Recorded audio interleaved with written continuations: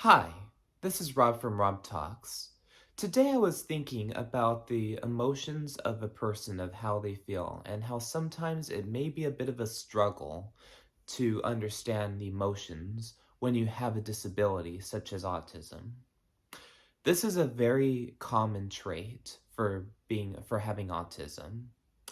Sometimes when you feel like that and you don't understand about another person's emotions, it may be hard to read body language. Like when a person is on high posture, that means that they're happy, they could be feeling good, they could be feeling that everything is all right. But when they're low posture, that could mean that somebody is sad or mad or not feeling like they want to talk. Or even it could mean when they're busy with something. So whatever the reason is that whenever you feel and you understand the emotions, it may be a bit hard to understand about how the person feels in such ways. So, with that being said, I would like to talk to you about how it may be a bit of a troublesome to understand about the emotions at some sorts. So, a person with autism and with a disability may have trouble understanding the the outside exposure of a person who's feeling versus the interior, because the interior is nothing. Only a person inside may know how exactly a person feels. And it's just like the saying of, did you ever look at someone and wonder what is going on inside their head? Just like the Disney Pixar movie Inside Out, I highly recommend watching it. It is so great. It talks about the emotions and it gives a great consistency of learning about people's feelings. And a person with autism may understand it by watching the film about how emotions and how they're important, such as happy, sad, anger, disgust, afraid, or whatever the feelings may cause. So that is a great film to watch. I highly recommend watching it.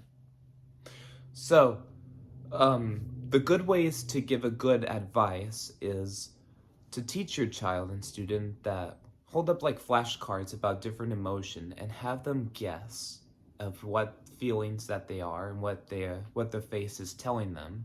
Show them pictures of people and show them and point to them and identify them as to what do they think that the person is feeling in the picture. And then once they understand it, they can know. So this is another good thing. And also like ask them something like, have the person ask them like when they know that they feel certain way. That ask them like when they looks like that they're mad or that they're upset or whatever the cause may be. Then you can also ask them like have them ask like, are you upset with me? Or you look sad. Can I help you? And then listen to what the response is. If they feels like that they don't want to be helped or that they want to have some time alone, let them be. Anger and sadness is only a temporary feeling, and it is something that they can recover on their own. But sometimes if they do want you to hear about and they want to have you listen, just listen to them. That's a great thing about venting, is listening to how the person feels and to try to understand how exactly they feel. Now, another thing for a person with autism is that sometimes when they have a certain feeling and then they may not understand that they're taking their frustration or anger or sadness out on them, and then depending on how the bad behavior is, it may expose to the person about how they're reacting with what they're feeling.